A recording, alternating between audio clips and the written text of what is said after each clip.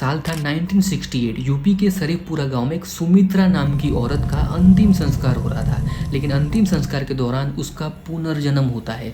जैसे ही उसको होश आता है पूरा परिवार डरने लगता है, क्योंकि वो अपने पति और अपने 4 साल के बेटे को पहचानने से इनकार कर देती है। जैसे ही उसका पति रोते रोते उसके नजदीक जाने की कोशिश करता है, तभी सुमित्रा उसको धक्का मारती है और पूछती है, तुम कौन हो, मैं तुम्हें नहीं पहचानती। यहाँ उसके हाव भाव, बोलने का तरीका, सब कुछ चेंज हो गया था।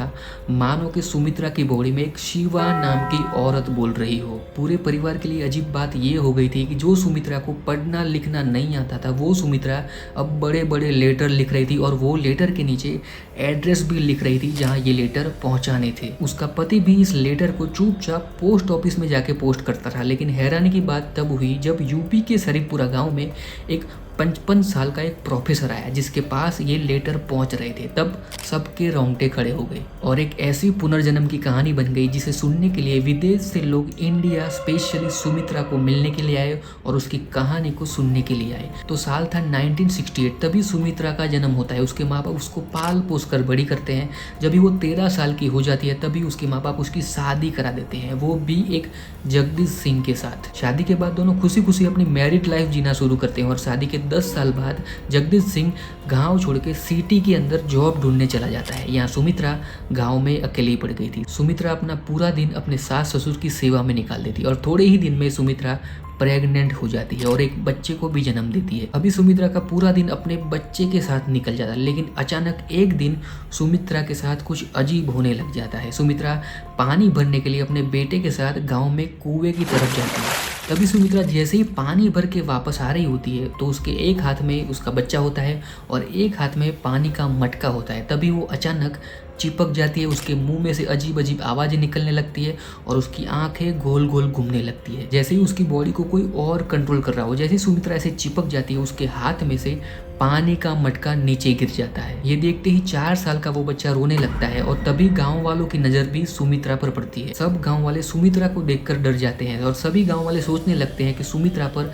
किसी भूत या प्रेत ने हमला किया है। लेकिन थोड़ी ही देर में सुमित्रा नॉर्मल हो जाती है। वो देखती है कि उसका बच्चा रो रहा है तो वो अपने बच्चे को चुप कराती है और गाँव वालों से पूछती है कि तुम ऐसा तो क्या हुआ कि तुम मेरे सामने देख रहे हो। गाँव वाले पहले से डरे हुए थे, इसलिए गाँव वाले सुमित्रा को कुछ नहीं बताते और उसको कहते हैं कि तुम अपने बच्चे के साथ अपने घर चली जाओ, कुछ नहीं हुआ है। यहाँ सुमित्रा को कुछ पता नहीं था कि पानी भरते भरते उसके साथ क्या हुआ, लेकिन उसको ये पता चल गया था कि गांव वाले उससे कुछ तो छुपा रहे हैं। धीरे धीरे दिन बीतता है और दूसरा दिन आ जाता है। दूसरे दिन सुबह सुमित्रा अपने घर पे चूल्हे पर खाना बना रही होती है, लेकिन फिर से वो अचानक ऐसे ही चिपक जाती है। उसके मुंह में से अजीब अजीब आवाज़ें आना शुरू हो जाती है, आंखें गोल गोल घूमने लगती है।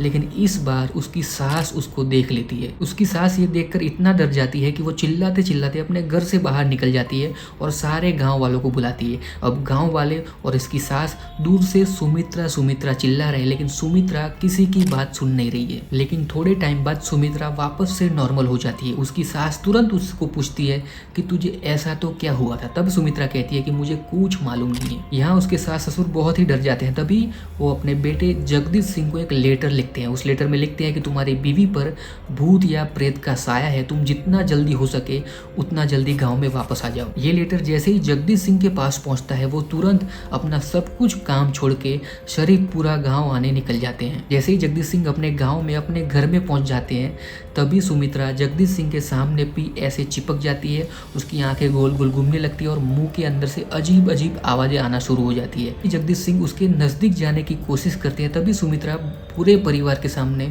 बोलना शुरू करती है कि उसकी 3 दिन बाद मौत हो जाएगी। ये सुनकर पूरा परिवार डर जाता है। जैसे तैसे सुमित्रा नॉर्मल होती है तब जगदीश सिंह उसको बताते हैं कि जब तुम ऐसे चिपक गई थी, तुम्हारे मुंह के अंदर से अजीब अजीब आवाज़ें आ रही थी, तुम्हारी आंखें गोल गोल घूम रही थी, तब तुमने बताया था कि तुम्हारी मौत 3 दिन बाद हो जाएगी। धीरे धीरे 2 दिन बीत जाते हैं। अब टाइम था तीसरे दिन का, जिस दिन सुमित्रा की मौत होने वाली थी। उस दिन सुमित्रा मौत के डर की वजह से ना खाना बनाती है ना खाना खाती है। उसको इसी बात की फिक्र थी कि आज तीसरा दिन है, कहीं मेरी मौत ना हो जाए। धीरे धीरे शाम के 5 बज गई थी। पूरा परिवार सुमित्रा के सामने बैठा था।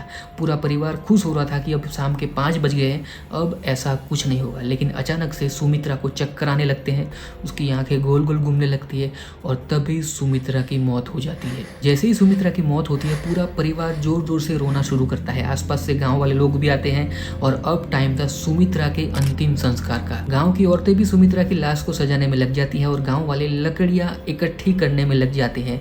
लेकिन तभी कुछ गांव की औरतें नोटिस करती है कि सुमित्रा की सांसें चल रही है। सभी गांव वाले हैरान थे क्योंकि सुमित्रा को मरे 12 घंटे हो गए थे, तो 12 घंटे के बाद उसकी सांसें कैसे चल रही है। तभी कुछ गांव वाले उसके कलाई में पल्स चेक करते हैं तो उसकी पल्स एकदम नॉर्मल चल रही थी, जैसे कोई जिंदा आदमी हो। देखते ही देखते सुमित्रा खड़ी हो जाती है और सबको अजीब नजरों से देखने लग जाती है। तभी जगदीश सिंह उसको रोते रोते गले लगाने जाता है, लेकिन जगदीश सिंह को भी धक्का मार के पूछती है कि तुम कौन हो और तुम सबको मैं नहीं पहचानती, मैं यहाँ की हुई नहीं। हैरानी की बात तो तब थी जब सुमित्रा ने अपने 4 साल के बेटे को भी पहचानने से इनकार कर दिया। यहाँ गांव वाले परिवार को कहते हैं कि सुमित्रा पर किसी ने काला जादू किया है, उसके ऊपर प्रेत सवार है, उसके ऊपर भूत सवार है, आप किसी तांत्रिक से उसके ऊपर झाड़ फूक करवाओ। परिवार वाले दूसरे ही दिन एक तांत्रिक को बुलाते हैं, लेकिन उस तांत्रिक के झाड़ फूक से भी सुमित्रा को कोई फर्क पड़ा नहीं।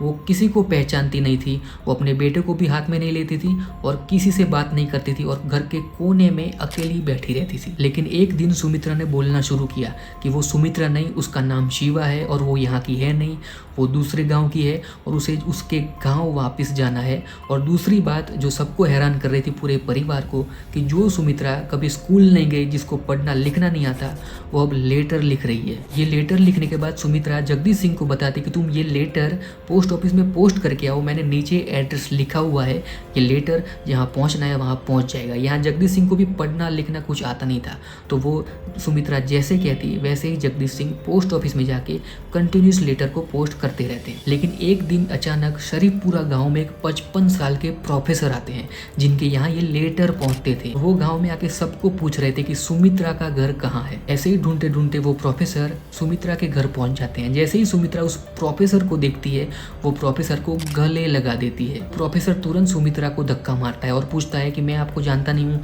फिर भी आप मेरे गले पड़ रहे हो। तभी सुमित्रा कहती है कि मैं आपकी तो बेटी हूँ, आपने मुझे पहचाना नहीं। वो प्रोफेसर राम सिया त्रिपाठी था जिनकी बेटी का नाम शिवा था और राम सिया त्रिपाठी सोच में पड़ गए थे कि उनकी बेटी की मौत तो 1 साल पहले हो गई, तो इनकी बेटी फिर से कैसे जिंदा हो गई, वो भी सुमित्रा के बॉडी के अंदर। यहाँ राम सिया त्रिपाठी उनकी बैग में से एक शादी का एल्बम बाहर निकालते हैं, वो उनकी बेटी शिवा का शादी का एल्बम था। जैसे ही एल्बम बाहर निकालते हैं सुमित्रा खुशी खुशी वो एल्बम को खोलती है और सबको नाम दे दे के पहचान जाती है। लेकिन जब सुमित्रा के सामने उसकी ननद का फोटो आता है तब वो डर जाती है। तभी राम सिया त्रिपाठी बोलते हैं कि अगर तुमने ये फोटो पहचान लिया तभी मैं मान जाऊंगा कि तुम सुमित्रा नहीं, तुम शिवा हो। तभी सुमित्रा जोर जोर से रोने लगती है और कहती है कि ये मेरी ननद है और इसने ही मेरे को पत्थर मार के मार डाला था। ये सुनते ही राम सिया त्रिपाठी जोर जोर से रोने लग जाते हैं और पूरे परिवार के सामने कहते हैं कि मेरी बेटी का सुमित्रा के अंदर पुनर्जन्म हुआ है, इसने जो भी बताया वो सब सच है। राम सिया त्रिपाठी पूरे परिवार को अपनी बेटी शिवा की कहानी सुनाते हैं कि थोड़े साल पहले हमने शिवा की शादी करवाई थी एक अच्छे घर में, लेकिन उसकी ननद ने उसकी जान ले ली। उसके 2 बच्चे भी हैं और वो 2 बच्चे मेरे गांव में रहते हैं मेरे पास। ये सारी कहानी परिवार के लिए हजम करना बहुत ही मुश्किल था, लेकिन तभी सुमित्रा अपना सारा सामान पैक कर देती है और वो जिद करने लगती है कि अभी मैं मेरे पापा के साथ ही जाऊंगी। राम सिया त्रिपाठी भी सोच में पड़ जाते हैं कि मुझे मेरी बेटी तो मिल गई, लेकिन वो बेटी किसी की पत्नी है, किसी की लड़की है और उसका एक लड़का भी है, तो उसको मैं कैसे अपने साथ ले चलूं। तभी जगदीश सिंह कहता है कि सुमित्रा तुमको इनके साथ जाना है तो तुम खुशी खुशी जा सकती हो, कोई तुम्हें रोकेगा नहीं। यहाँ दोनों बाप बेटी फिर से मिल गए थे और दोनों बाप बेटी शरीफपुरा गांव से निकलकर अपने गांव में पहुंच जाते हैं और शिवा के 2 बच्चे भी थे, तो सुमित्रा वो 2 बच्चों को भी अपना लेती है और खुशी खुशी वहां रहती है। लेकिन थोड़े टाइम बाद शिवा को याद आता है कि उसका कोई घर वाला तो है नहीं, तभी उसको याद जगदीश सिंह की आती है और वापिस से सुमित्रा अपने 2 नए बच्चों के साथ शरीफपुरा गांव के लिए निकल जाती है और जगदीश सिंह भी ये दोनों बच्चों को अपना लेते हैं और हंसी खुशी जगदीश सिंह का परिवार फिर से अपनी ज़िंदगी जीना शुरू कर देता है। धीरे धीरे टाइम बीतता है और 1998 आ जाता है और 1998 में सुमित्रा की मौत हो जाती है और उसके 3-4 साल बाद जगदीश सिंह की भी मौत हो जाती है और इस घटना पे BBC ने भी डॉक्यूमेंट्री बनाई है। इस पुनर्जन्म पर वर्जीनिया से यॉन स्टीवनसन थे, उन्होंने भी रिसर्च की है और उन्होंने भी माना है कि ये एक सच्ची घटना है पुनर्जन्म की। जो पहले सुमित्रा थी वो अब शिवा बन गई थी और ऐसे ही इनका पुनर्जन्म हुआ था और ऐसे ही वीडियो देखने के लिए आप इस चैनल को सब्सक्राइब कर सकते हैं, इस वीडियो को शेयर करना और इस वीडियो को लाइक करना, और आपको कैसा लगा ये वीडियो कमेंट सेक्शन में ज़रूर बताना। तब तक मैं मिलूँगा आपको आगे के वीडियो में। Thanks for watching. अभी शिवा हो तुम? हाँ, क्यों क्या होकर के इस दुनिया में जो पैदा हो जाता है वो क्या बार बार बदल जाता है बहन जी? अच्छा।